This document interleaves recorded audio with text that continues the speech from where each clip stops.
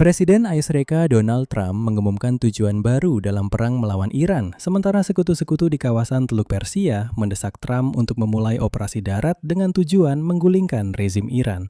Trump dalam pertemuan dengan Presiden Lebanon mengumumkan tujuan baru. Air Keserita akan menyerang Gunung Kirki, fasilitas nuklir bawah tanah Iran di dekat Natanz.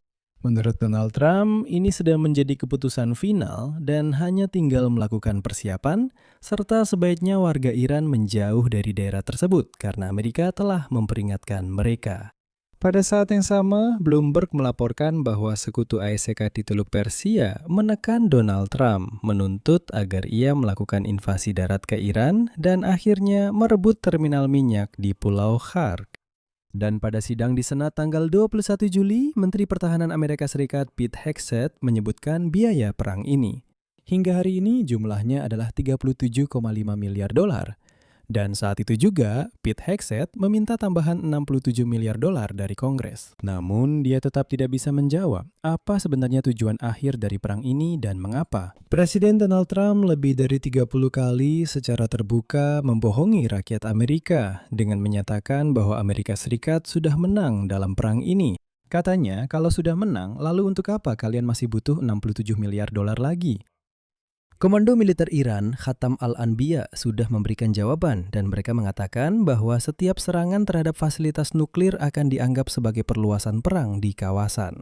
Jadi dalam episode kali ini, mari kita bahas gunung mana sebenarnya yang ingin diserang oleh Donald Trump, kenapa sampai sekarang gunung itu belum bisa dibom, siapa yang mendorong Trump untuk melakukan operasi darat, dan berapa semua ini sudah menghabiskan biaya bagi Amerika. Nama saya Alexei Pichi, mari kita bahas topik ini bersama-sama. Tapi sebelum kita mulai, saya minta kalian untuk subscribe ke channel ini. Kita sedang menuju 300.000 subscriber, jadi saya akan sangat berterima kasih atas setiap langganan dari kalian.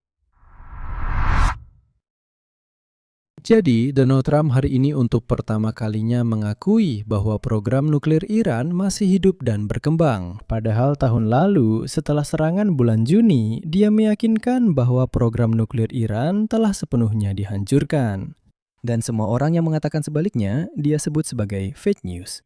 Kalau Anda ingat, dia pernah menyatakan bahwa setelah pengeboman di bulan Juni, program nuklir Iran sudah tidak ada, selesai. Ketika CNN dan yang lainnya menulis bahwa tidak, program itu masih ada, dia berkata, "Kalian semua penggemar, fake news, bagaimana kalian berani? Saya sudah bilang semuanya sudah dihancurkan." Fake news, CNN. Ya, ini dia. Tunggu sampai kamu dengar pertanyaannya. Kami telah mengumpulkan intelijen tambahan. Kami juga telah berbicara dengan orang-orang yang telah melihat lokasi itu. Dan lokasinya benar-benar hancur. Dan kami pikir semua yang berhubungan dengan nuklir ada di sana. Mereka tidak mengambilnya. Nah, sehari sebelumnya, di ruang oval Gedung Putih, Trump mengatakan hal berikut tentang orang-orang Iran, kutipan. Mereka mencoba memulihkan fasilitas nuklir, kami akan menyerang fasilitas itu. Fasilitas manapun di mana mereka bahkan berpikir tentang nuklir, kami akan menyerang dengan sangat keras. Setelah itu, dalam siaran program The Hack Heavy Show, dia berbicara dengan lebih spesifik lagi, kutipan. Kirka, target potensial untuk serangan besar yang telak tepat di depan pintu utama. Kami akan menghancurkan Gunung Kirka. Kirka, katakan kepada orang Iran agar mereka siap untuk ini. Namun, Trump sendiri mengakui bahwa dia tidak memiliki bukti apapun.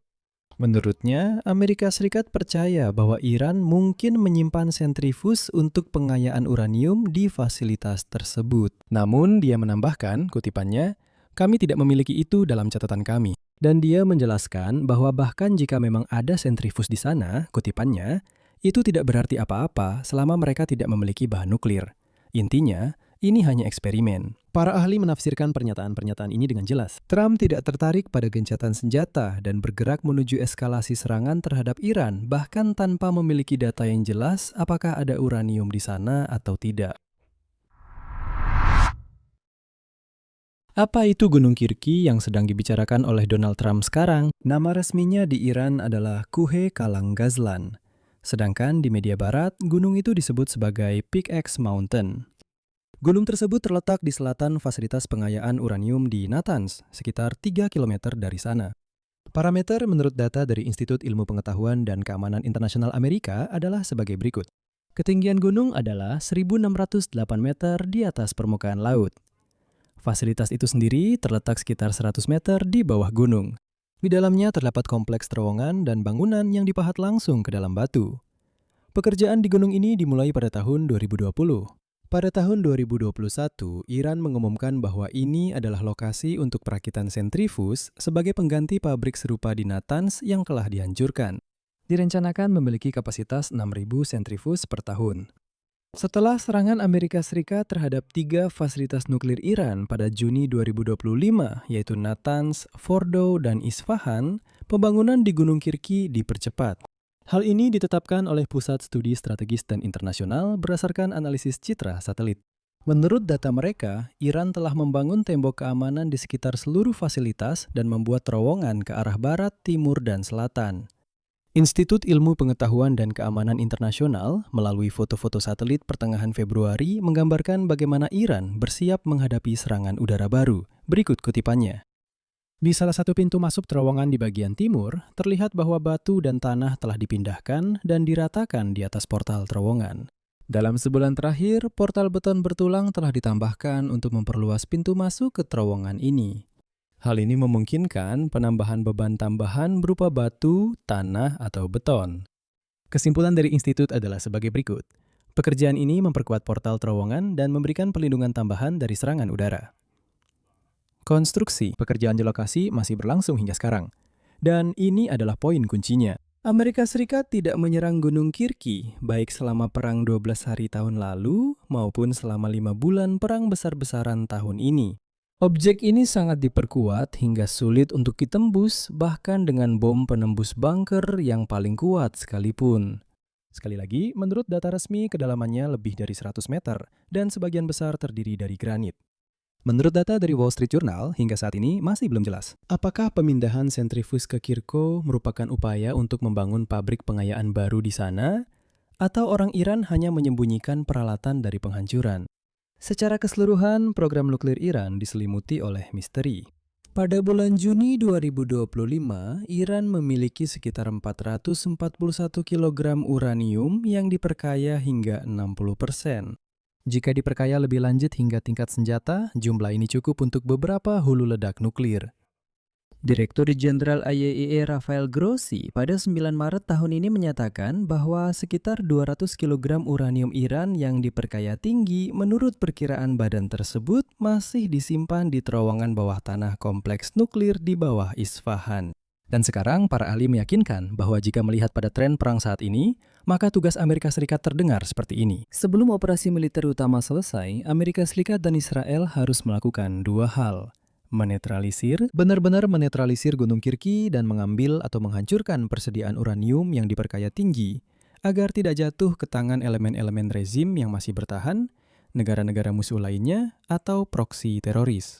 Artinya, Gunung Kirki bagaimanapun juga harus diserang. Sekarang tentang bagian kedua dari topik ini, khususnya invasi darat oleh Amerika Serikat.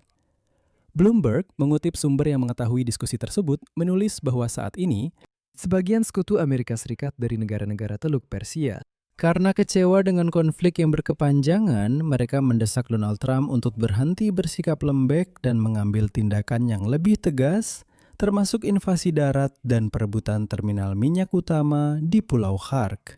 Logika para pejabat ini sangat sederhana. Teheran tidak akan pernah mau berkompromi soal Selat Hormuz tanpa tekanan militer, dan Trump tidak akan pernah menang dalam perang yang sedang ia jalankan sekarang. Dibutuhkan eskalasi, atau sebaiknya Trump mengakui kegagalan dan pergi saja tanpa terus mendestabilisasi kawasan. Keluhan dari sekutu juga bisa dimengerti. Konflik yang berkepanjangan tanpa strategi yang jelas bisa berlangsung selama berbulan-bulan. Washington merusak daya tarik investasi di kawasan tersebut dan menghancurkan sektor pariwisata. Nah, misalnya, Uni Emirat Arab juga sangat menderita karena sudah hampir setengah tahun Trump berperang. Dan akhirnya pun sama sekali tidak jelas. Jadi, negara-negara monarki itu bertanya kepada Trump, strategi seperti apa ini? Kemana kita menuju? Apa yang sedang kamu coba capai? Dan yang terpenting, bagaimana kamu mencoba mencapainya? Banyak pejabat di kawasan ini berpendapat bahwa Amerika Serikat membutuhkan strategi eskalasi demi deeskalasi. Mereka bilang Washington perlu melakukan lebih banyak karena dinamika saat ini tidak akan pernah membuat Iran mau berkompromi. Baik soal Selat Hormuz maupun program nuklirnya. Sudah jelas bahwa mengebom Iran setiap malam hanya dengan rudal tidak menghasilkan apa-apa. Namun, tidak ada kesatuan di antara para sekutu, dan itu juga penting. Bloomberg mencatat bahwa jika sebelum kesepakatan sementara antara Amerika dan Iran pada pertengahan Juni, negara-negara Arab adalah satu-satunya yang bersatu dalam menyerukan diplomasi, maka dalam 2 minggu terakhir konsensus itu benar-benar runtuh. Qatar, yang menjadi mediator utama bersama Pakistan, menekankan perlunya deeskalasi segera dan menentang perluasan operasi militer. Uni Emirat Arab ingin negara-negara Eropa lebih aktif dalam memastikan jalur kapal melalui Selat Hormuz dan memulai misi penyapuan ranjau. Ngomong-ngomong, pada saat yang sama, Perdana Menteri Inggris yang baru akhirnya ikut bergabung. Secara resmi mengizinkan orang Amerika menggunakan pangkalan militer Inggris untuk melakukan serangan terhadap Iran. Tapi semuanya tergantung pada uang. Sidang di Senat pada 21 Juli adalah bagian yang paling mencolok dari seluruh cerita ini. Menteri Pertahanan Amerika Serikat Pete Hegseth menyebutkan biaya resmi perang ini. Perang dengan Iran sudah menelan biaya bagi Amerika Serikat sebesar 37,5 miliar dolar. Sebagai perbandingan, pada akhir April, Pentagon menyebutkan 25 miliar dan pada Mei 29 miliar. Dan sekarang, pemerintahan Donald Trump, perhatian, meminta tambahan hampir 88 miliar dolar kepada Kongres, di mana lebih dari 67 miliar secara khusus untuk Pentagon. Semua ini adalah bagian dari usulan anggaran Kementerian Pertahanan sebesar 1,5 triliun dolar untuk tahun fiskal 2027. Dan angka sebenarnya tampaknya jauh lebih tinggi. Dan menurut sumber, perkiraan internal Kementerian Pertahanan Amerika Serikat mencapai hingga 100 miliar dolar jika memperhitungkan perbaikan pangkalan Amerika yang rusak, penggantian pesawat yang hancur, dan pengisian ulang penuh amunisi yang telah digunakan. Reaksi para senator sangat keras dari kedua belah pihak. Di sini saya akan memberikan 2 contoh. Republikan John Kennedy menyatakan, kutipannya, "Kita butuh jawaban yang jelas. Kita harus menemukan cara untuk menjelaskan kepada rakyat Amerika mengapa kita pergi ke sana sejak awal dan bagaimana kita berencana untuk keluar dari sana. Dan bagaimana kita akan melemahkan kemampuan Iran untuk mendapatkan senjata nuklir." Demokrat Dick Durbin menyatakan hal berikut. Mereka tidak bisa menjelaskan bagaimana uang itu akan digunakan sama sekali.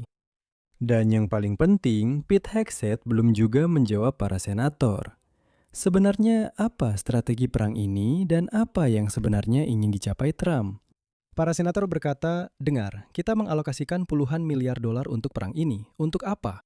Untuk apa sebenarnya? Untuk apa? Kemana kita menuju? Apa yang kita coba capai? Apa strategi Donald Trump dalam perang ini? Karena saya ingatkan, pada bulan Februari dia berkata 3-4 minggu semuanya akan selesai. 3-4 minggu semuanya akan selesai.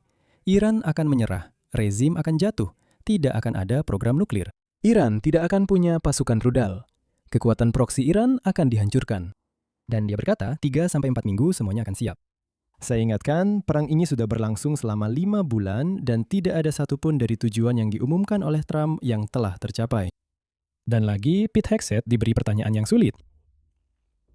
Para senator bertanya mengapa Donald Trump secara terbuka membohongi rakyat Amerika dengan menyatakan bahwa Amerika Serikat sudah menang dalam perang ini. Jika sekarang Trump yang sama meminta tambahan 88 miliar dolar untuk perang ini, yang saya ingatkan, katanya sudah dia menangkan. Dan para senator berkata, dengar, lalu apa yang harus kami katakan kepada para pemilih kami? Presiden kami lebih dari 30 kali maaf, berbohong di depan mata rakyat Amerika, berbohong kepada mereka dengan menyatakan bahwa kami sudah menang. Jangan khawatir, kami sudah menang. Harga bensin akan segera stabil. Sekarang harganya lagi-lagi sudah di atas 4 dolar per galon. Di mana stabilisasinya? Di mana kemenangannya? Untuk apa harus membohongi rakyat Amerika? Jadi, sebentar. Donald Trump benar-benar menganggap rakyat Amerika sebodoh itu. Nah, itu maksudnya ketika dia keluar dan berkata, kita sudah menang, jadi dia benar-benar berpikir semua orang di sekitarnya sebodoh itu. Seperti, oh iya, kita menang. Sekarang bagaimana kita harus menanggapi hal itu? Dan begini CNN merangkum hasil sidang di Senat. Kegagalan memorandum yang sempat menghentikan pertempuran untuk sementara telah mempersempit tujuan militer pemerintahan dan membuatnya pada dasarnya menjadi tanpa batas waktu. Dulu Trump pernah berbicara tentang pergantian rezim di Iran. Sekarang tujuan akhir yang jelas pun tidak ada. Sementara itu, Komando Pusat ISAF melaporkan bahwa mereka telah menuntaskan serangan malam ke-11 berturut-turut ke Iran. Kuwait, Bahrain, dan Yordania menyatakan bahwa mereka mencegat serangan udara dari Iran. Houthi di Yaman memperingatkan kapal-kapal Saudi untuk tidak menggunakan Laut Merah. Trump berjanji bahwa jika, na'udzubillah, Houthi katanya menyentuh Selat Bab el-Mandeb, maka mereka akan menghantam keras. Nah, dan Iran secara efektif telah menutup pelayaran melalui Selat Hormuz. Tapi Trump masih belum juga menyerang. Lalu apa selanjutnya? Donald Trump sama sekali tidak punya jawaban untuk pertanyaan ini. Kesimpulannya, Donald Trump mengumumkan target baru, yaitu Gunung Kirky. Objek tersebut berada di kedalaman 100 meter di bawah tebing yang tidak bisa disentuh baik dalam perang 12 hari tahun lalu maupun selama 5 bulan perang saat ini. Dan yang selama ini terus diperkuat oleh orang-orang Iran dengan beton dan tanah. Namun Trump sendiri mengakui bahwa sebenarnya dia tidak memiliki bukti adanya penyimpanan sentrifus di sana. Sekutu-sekutu di Teluk Persia mendorongnya untuk melakukan invasi darat dan merebut terminal di Pulau Khark. Tapi tidak ada front yang bersatu. Qatar menentang, Uni Emirat Arab ingin memanggil orang Eropa untuk membantu, karena mereka melihat bahwa Amerika tidak mampu mengatasinya. Perang ini secara resmi sudah menelan biaya 37,5 miliar dolar, dan menurut perkiraan internal bahkan mencapai 100 miliar dolar. 18 tentara Amerika tewas, sekitar 500 orang terluka, dan para senator dari kedua partai dalam sidang di Senat tetap tidak bisa mendapatkan jawaban. Seperti yang diketahui, dari semua itu harus ada jalan keluar. Di sini saya akan mengakhiri dengan tanda titik-titik. Pendapat Anda bagaimana? Kesimpulan Anda? Tulis di kolom komentar di bawah episode ini. Jangan lupa subscribe channel ini, tekan tombol lonceng, dan jangan lupa beri like. Jika Anda ingin mendukung kerja channel YouTube ini, saya ingatkan Anda bisa melakukannya dengan donasi apa saja melalui link dan informasi yang ada di deskripsi video ini. Itu saja dari saya, jaga diri Anda, sampai jumpa semuanya.